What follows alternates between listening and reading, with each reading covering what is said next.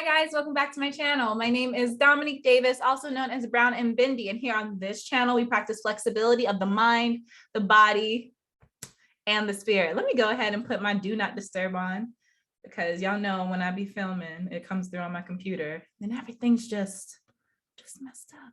Okay, so I'm not gonna even hold you guys with the community notes that I do at the beginning. I'm gonna make it super quick. I have a scripting journal, Labor of Love. If you would like to learn more about it, check out the description box. And if you want to win one, ooh, that's my little picture that I have in the back for my manifesting process. If you would like to try to win one or attempt to manifest one, all you have to do is comment and engage on the channel and you'll be entered to win one in February's giveaway. Also, I have a list of 10 books that help you expand and grow and walk on your spiritual journey, walk on your path of life. So this is what happens when I start talking too fast. My brain starts going a mile a minute and my mouth cannot keep up. Last but not least, if you have manifested anything in the past few weeks, months, even the past year, please let me know. Tell a story in the comments so that you can be a part of Fulfilled Fridays, which is not going to be this Friday, but will be the Friday after, because you never know how your story can help inspire someone and help someone else grow. Okay, see, I told you guys it wasn't going to take long.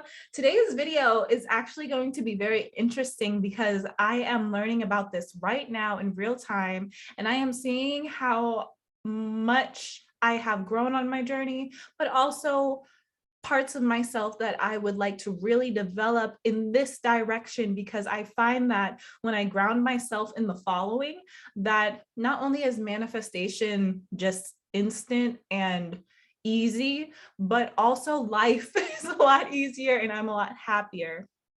So what I am talking about is going to be a very controversial topic, and that's okay. This is just what Dominique thinks. No, everyone doesn't have to agree with Dominique. This is just what I think. So in order to manifest whatever you want and have the life of your dreams and raise your vibration so that you can align with source energy, I believe that you must teach yourself how to not think. And this is by no means an overnight process. So what do I mean by not thinking? I mean by finding states of being present without allowing your mind to take you out of the present moment that you are experiencing, and training yourself. And I just have to say this again, this is just what I'm doing in my own personal spiritual journey. I come here to share with you guys what I am doing. I am not telling you what to do. If this does not resonate with you, it's not for you, okay? So what I am doing is working on being present, completely present in my day. And when I find that my mind starts to take me out of the present moment, I do check in and I say, what's going on in my head? And if whatever I'm thinking has to be resolved and will take thought effort to resolve itself, I will do that. But if it's a thought that I have thought a million times over and I'm just used to thinking it because I use that specific thought to bring my own vibration down, I tell myself that this is not worth me taking myself out of the present moment. And I train my mind to get back to the present moment, even though that thought is requesting my attention. So I wrote down how the exact phrase that I use: don't think unless you feel resistant to being.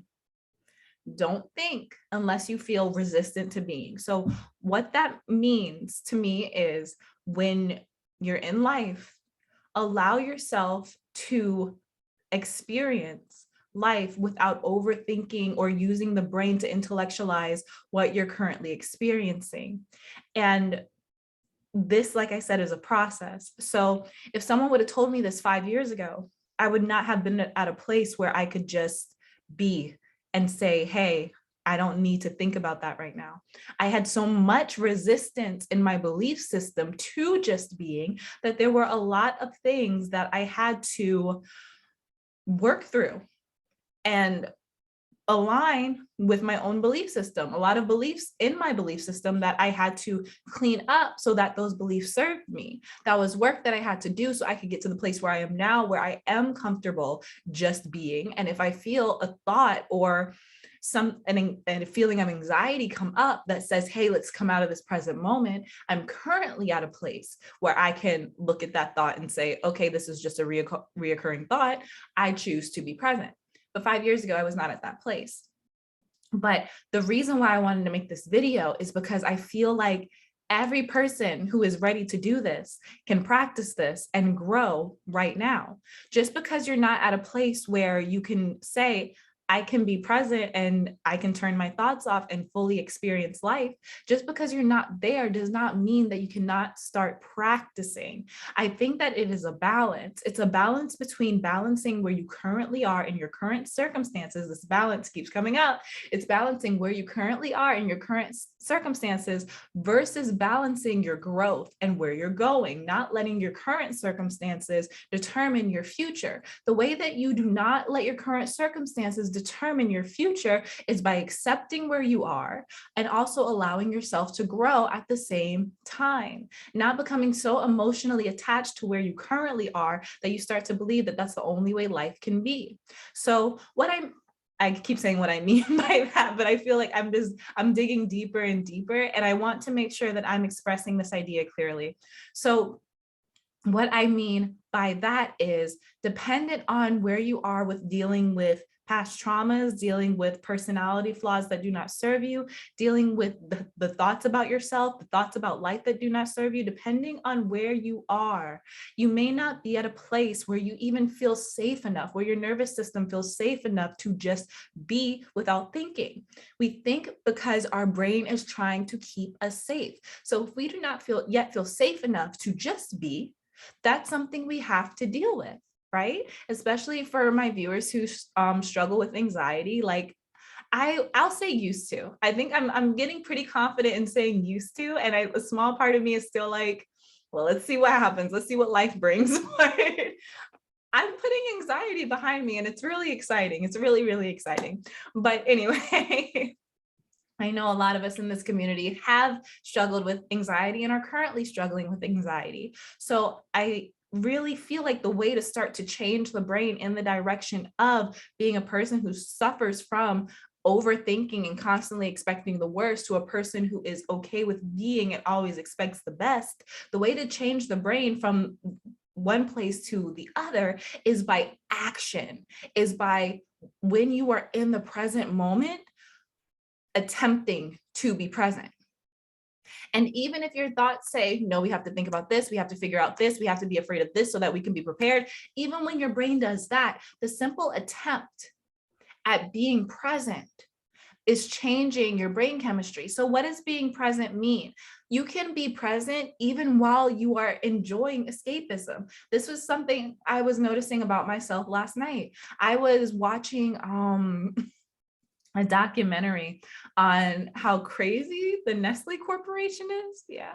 And it was a lot of talking, and I was really making sure that I was staying present because it was a lot of talking and not a lot of visual imagery. So you really had to focus on what the narrator was saying. So I was being present enough to just listen and not letting my mind wander, not starting to think about different things, and noticing when my mind would try to bring me out of the present moment. And it was really interesting because I have been taking a lot of inspired action over the past few weeks, and I did something really big yesterday.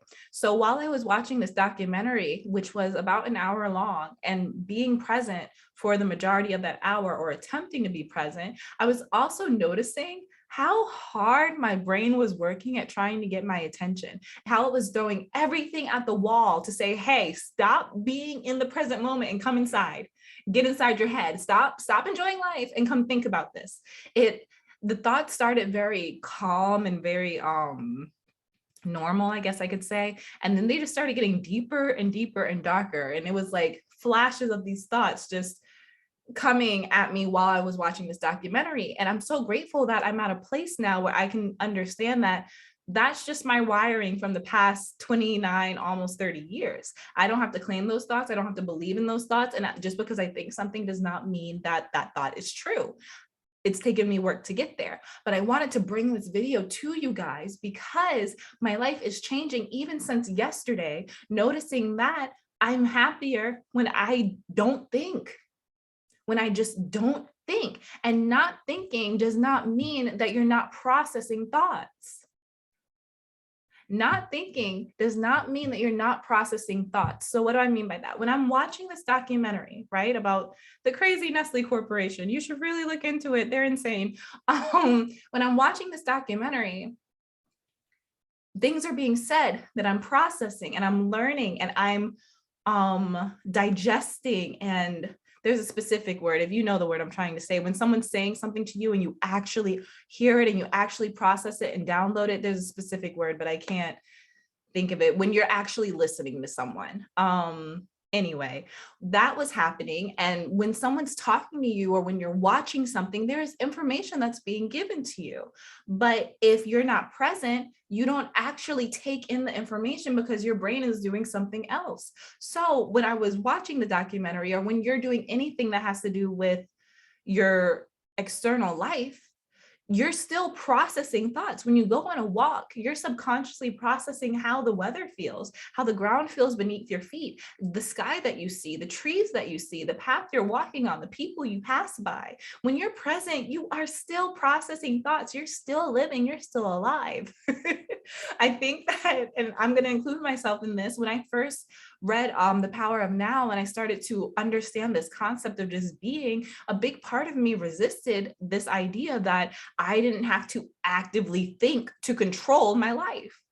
Now, there are times in our lives where we do have to sit and decide the flow of thoughts that we want to have, like when we're setting intention for our lives or intention for our day, or problem solving when a problem does come up in our lives. But that's another thing. Did I have this in my notes? It does not. Okay, two more things. Okay, so the first thing is we cannot expect our life to not have problems.